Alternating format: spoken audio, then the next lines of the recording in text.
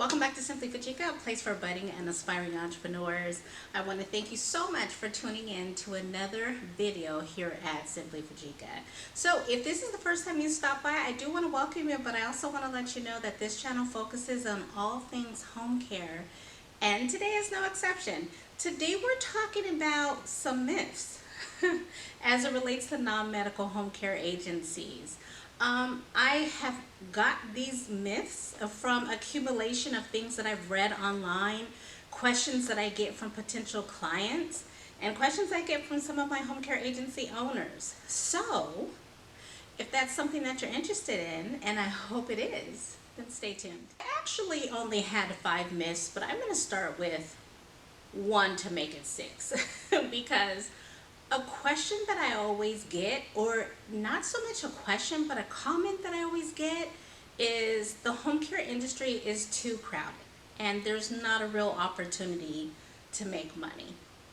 So my answer to that is that's definitely a myth. There is still money to be had and there is still money to make in this industry. I will say this.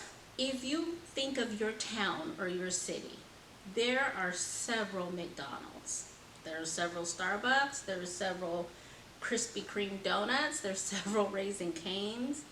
And all of them are busy. And so while I know we're not talking about fast food, we are talking about service, okay? Providing home care is a service and people need it.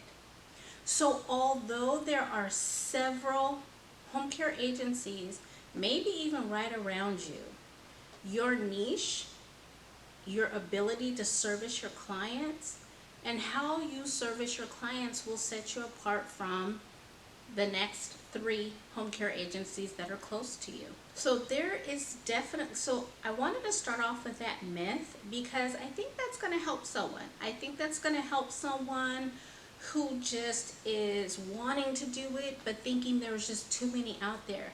We need more. And if you're a caregiver looking at this, we need you. If you are looking into getting into caregiving, we need you. Your seniors need you.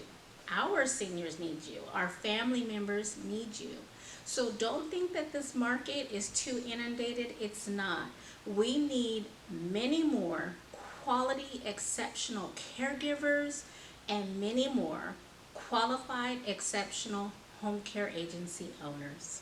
The second myth that I want to talk about today is home care is only for bedridden or very sickly individuals. So I really want to debunk that. Home care is actually for anyone who requires assistance with their normal activities of daily living. It also is, as we know, could be companionship. Sometimes there's transportation in there. Sometimes there's personal care services in there. It's really for any individual who requires assistance. So there are times when a family may be thinking, I probably should get care for my mom, but she's not that far off. Or maybe we should get home care services for my dad, but he's okay.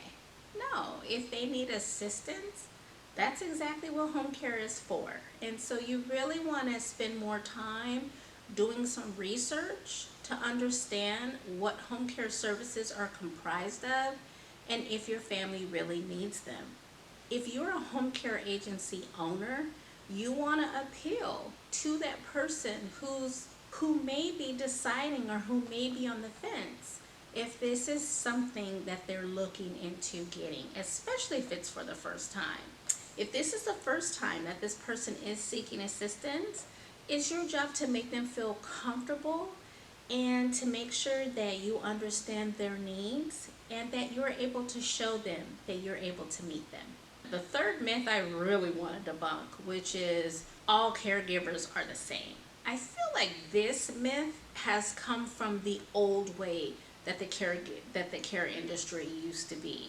I can tell you now that caregivers are coming to this industry, coming in with a lot of experience, with varying experience. Before, it seemed like if people worked in hospitals, they stayed in the hospital setting. If they worked at a convalescent home, they stayed in that convalescent home setting.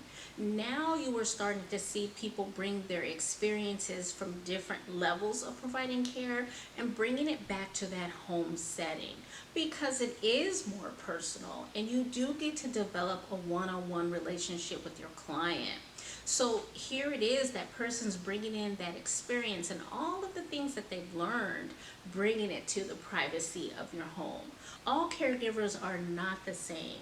They bring different levels of experience, different levels of education, and a lot of them have different personal reasons as to why they have chosen this as a field of occupation. Not just a job. A lot of these men and women have dedicated their lives to providing care for others. The fourth myth that I want to talk about is home care is just way too expensive. Now, if you look at the hourly rate at face value, that may seem costly. But when you compare that same hourly rate to what you would be paying if you were in a hospital, if you were in an assisted living center, or if you were in a nursing home, it doesn't even compare. So a lot of my clients who have had previous experiences with that, they know. They know the difference in pay, and they're willing to pay it, not only because it's going to be less out of pocket when you consider all things, but also because that care is now personalized, it's now individualized. You don't have a person who's trying to take care of 15 clients.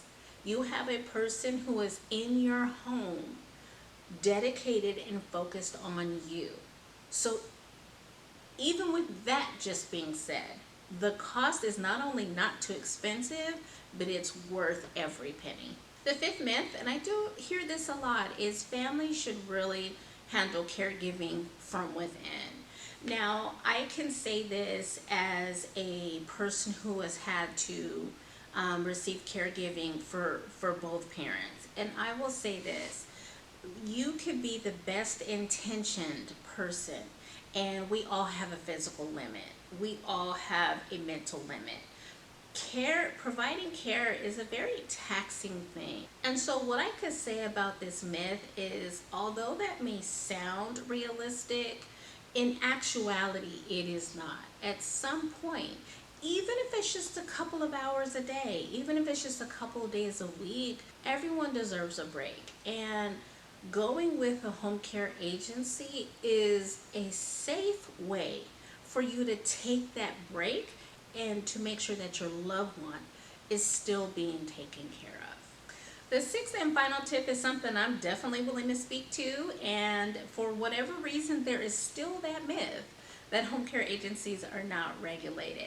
Now, I will say this, there are some states where there are no regulations, and so you are able to operate in the way that you choose.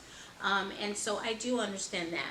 Most states are in fact regulated. And so what that means is, not only are you going through the licensing process, built into that is mandatory training, background checks, registries, all of these things that the home care agency owner has to manage and adopt to ensure that our loved ones are still safe as they're receiving care inside their homes.